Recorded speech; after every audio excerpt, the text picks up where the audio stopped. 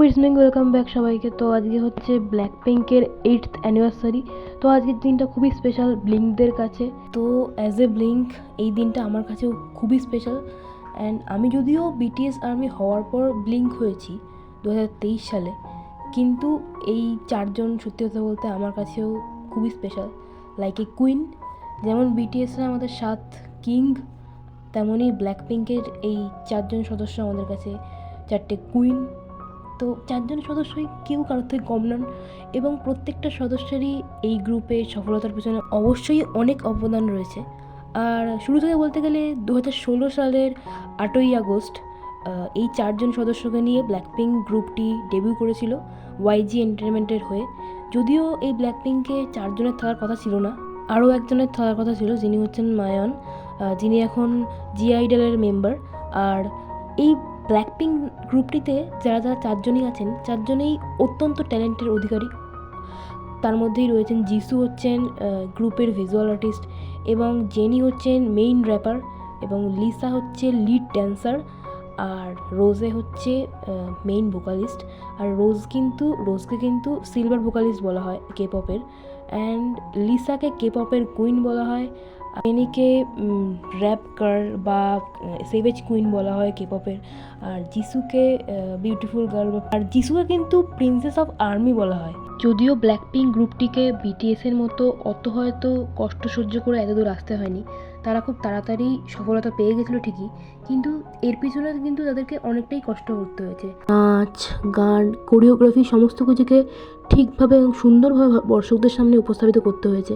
আর এটা কিন্তু ভুললে চলবে না যে বিটিএসের পর কিন্তু সবথেকে জনপ্রিয় গ্রুপ হচ্ছে কিন্তু ব্ল্যাকপিঙ্ক।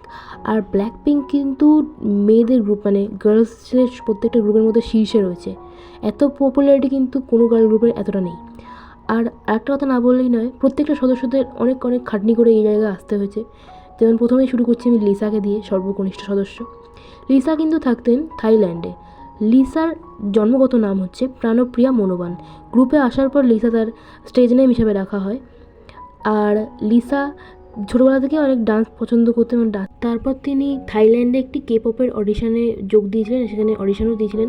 তারপর উনি সিলেক্ট হওয়ার পর সাউথ কোরিয়াতে চলে আসেন এবং একজন ট্রেনি হিসেবে যোগ দেন ওয়াইজি এন্টারটেনমেন্টের আন্ডারে। আর আস্তে আস্তে তারপর জেনিও এই ট্রেনি হিসেবে যোগ দেন ওয়াইজিতে। তারপর রোজে যোগ দিয়েছিল, তারপর জিসু যোগ দিয়েছিল। অ্যান্ড প্রত্যেকেরই তাদের জীবনের পেছনে অনেকটা স্ট্রাগল রয়েছে। আর রোজে কিন্তু হাফ অস্ট্রেলিয়ান আর হাফ কোরিয়ান, কারণ রোজের মা একজন কোরিয়ান আর রোজের বাবা একজন অস্ট্রেলিয়ান। আর রোজের একটি দিদি আছে, আর লিসার কোনো কাজিন নেই, আর জেনিরও কোনো কাজিন নেই, আর জিসুরও একটি দিদি আছে।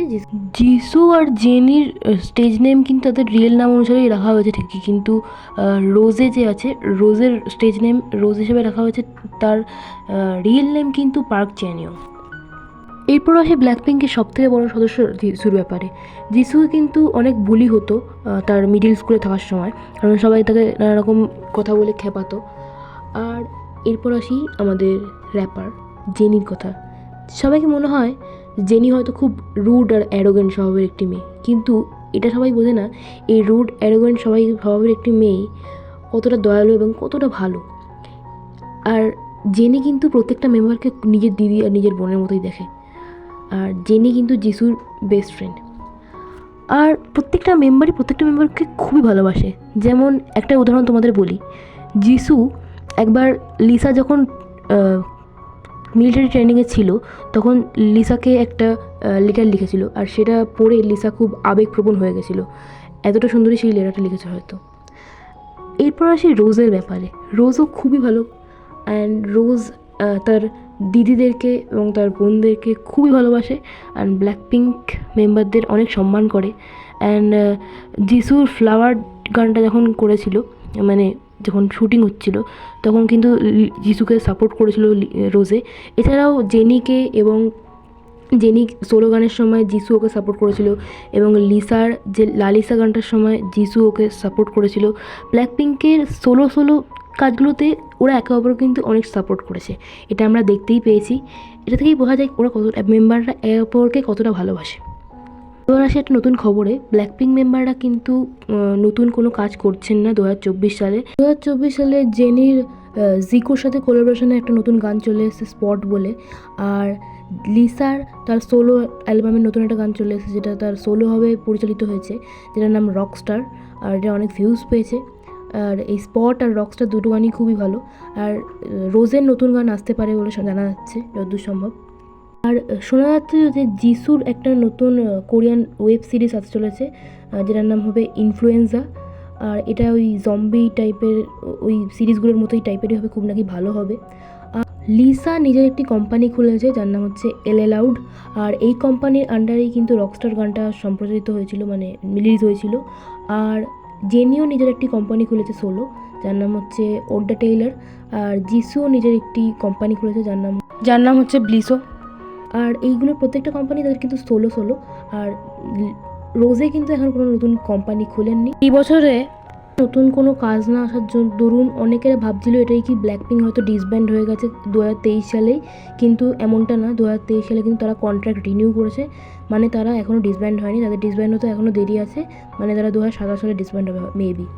ব্ল্যাকপিঙ্ক মেম্বাররা একে অপরের কতটা ভালোবাসে এটা তো আমরা অনেক দিন আগেই জানি, কিন্তু তার একটা নিদর্শন কিন্তু 2023 সালেই আমরা পেয়েছি।